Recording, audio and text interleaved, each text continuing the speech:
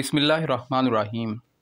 हज़रत अबू हुरैरा रज़ियल्लाहु ताला अन्हु फरमाते हैं कि हुज़ूर अक़दस सल्लल्लाहु अलैहि वसल्लम इस कदर साफ़, शफ़ाफ़, हसीन व खूबसूरत थे कि गोया के चांदी से आपका जिस्म मुबारक ढाला गया है।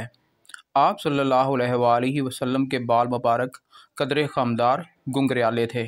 सईद जुरीरी रहमतुल्लाह अलैह कहते हैं कि मैंने अबुल तफ़ैल को ये कहते हुए सुना कि हुज़ूर अक़दस सल्लल्लाहु अलैहि वसल्लम को देखने वालों में अब रुए ज़मीन पर मेरे सिवा कोई नहीं रहा। मैंने इनसे कहा कि मुझसे हुज़ूर सल्लल्लाहु अलैहि वसल्लम का कुछ हुलिया बयान कीजिए।